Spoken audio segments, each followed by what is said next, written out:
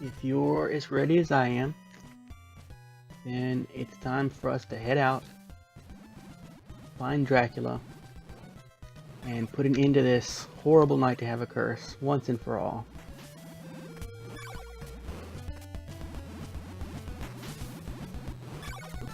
I think we've got everything that's essential, and maybe even a little extra.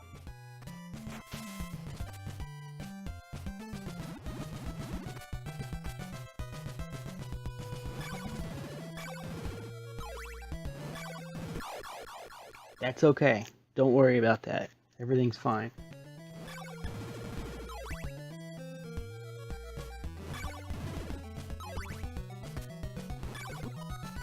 You know, I think I would actually enjoy this game a lot more if we did need one more stake to actually put it into Dracula. That's one thing you never actually do in any of the Castlevania games. Use a stake to finish off Dracula. It's kind of strange.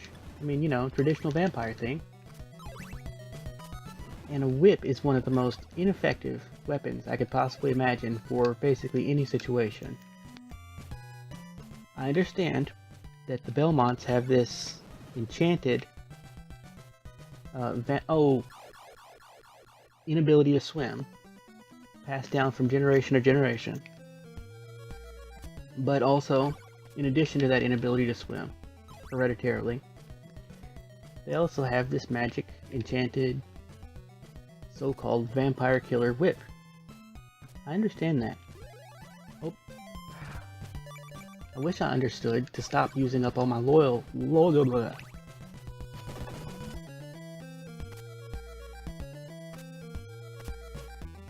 Laurels is a clumsy word to me. I just feel awkward saying it.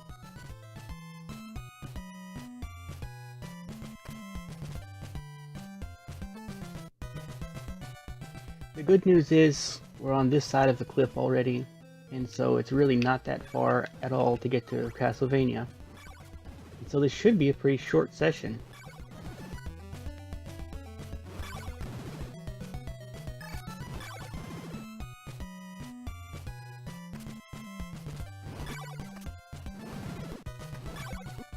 Boy, those harpies hit hard.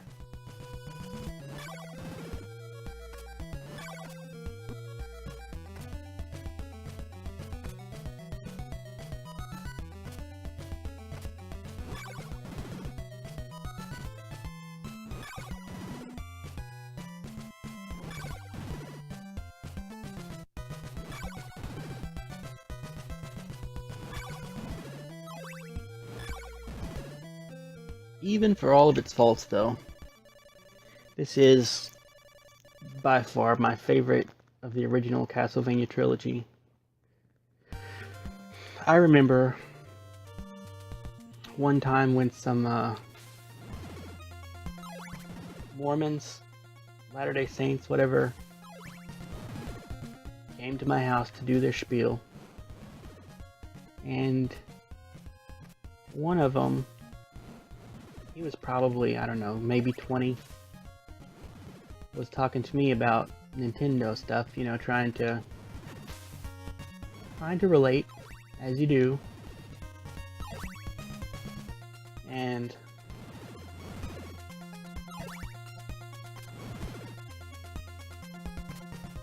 that was the first time I think somebody told me that, like, you know, he asked me which Castlevania I liked or something like that, and I told him two. And he kind of made a face, and he said that he really liked the first one better. And I don't remember anybody else ever making a preference like that, and it really blew my mind at the time. I was like, how could anybody actually prefer the first one? It's so much more simplistic. But, I mean, now I understand the appeal of simplicity like that. I mean, I love NES games because of their simplicity.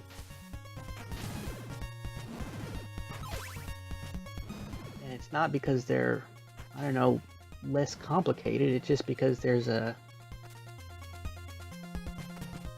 certain kind of... I went the wrong way. There's a certain kind of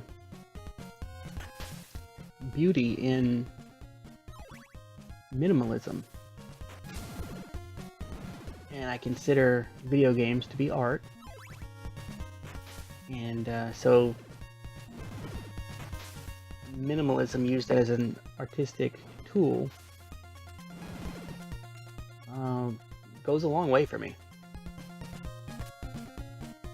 Sometimes the minimalism pays off in terms of, well, I mean, they did it at the time because of, you know, memory restrictions and so on.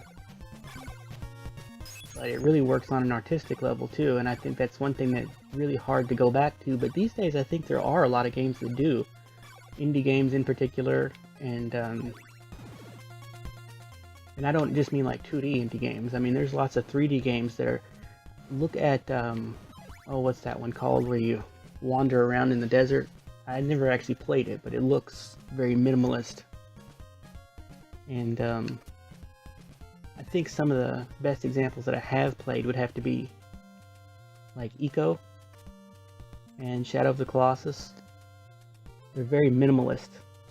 They kind of strip everything down to just the bare bones of what you actually need to create those worlds and those very loose narratives. Shadow of the Colossus is nothing but bosses and the space in between them. And it seems like something that just wouldn't work, to leave out smaller enemies and, you know, typical action fighting to fill the time between bosses. But it really works extremely well. I love both of those games, and the guy that made them is most definitely an artist. I mean, his trade is an artist, and he's a game designer second.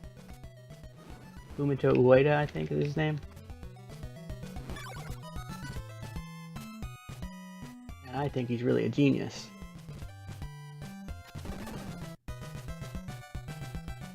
Those blocks can't be destroyed until you have all of the body parts. And I think that the one that's supposed to be responsible is Dracula's nail. That's supposed to be the one that's giving you the power, according to the story of the game. But if you just have the nail, it doesn't work. So, whatever.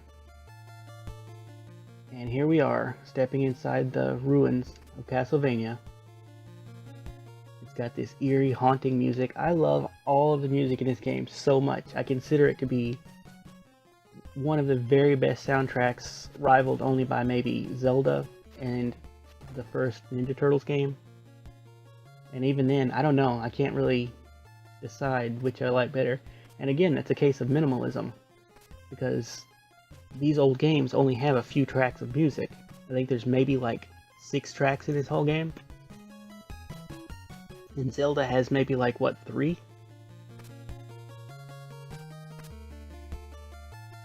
But they are awesome melodies that have literally, I mean, stuck with me for my lifetime, throughout my entire life. These things just pop in my head all the time. It's not just because they're earworms. They remain enjoyable. I think I'm going to try to use this flame. I don't think I need the whip, but I mean the shield. So...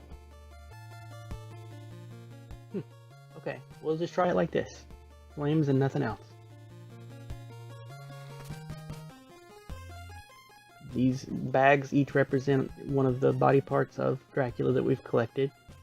And we burn them on the altar to bring him back, just to burn him again. I was a little early on those fires because it's been a long time since I've done this.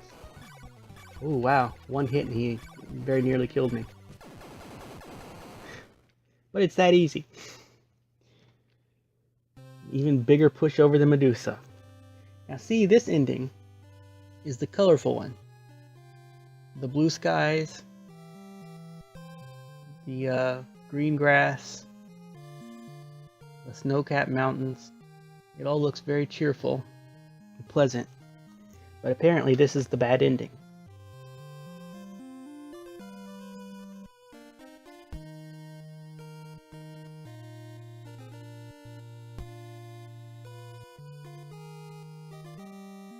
See? Simon couldn't survive. This is the bad ending where Simon is mortally wounded.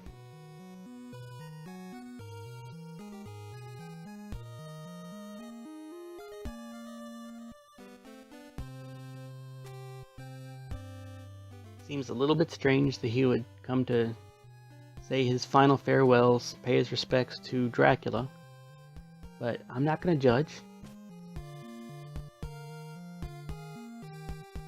Belmonts just do what they do. They seem to know what they're doing.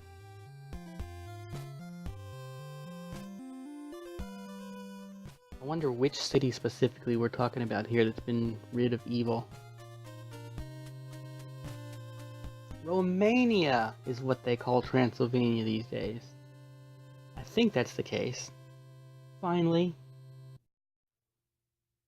This finale video turned out to be pretty short, so I thought just in case you're interested, I would add the other two endings here at double speed so that they're not so excruciating to sit through.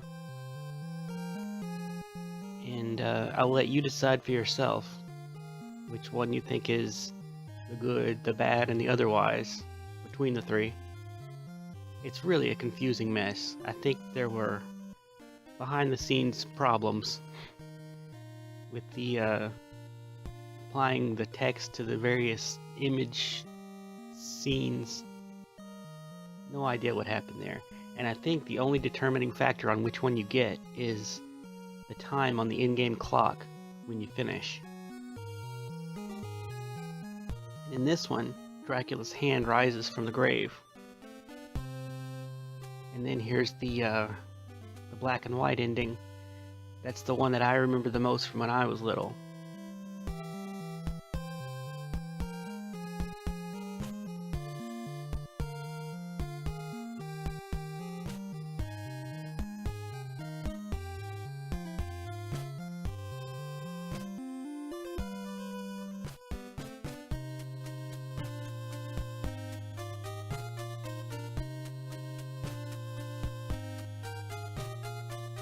So we're done. That's all of Castlevania 2, Simon's Quest.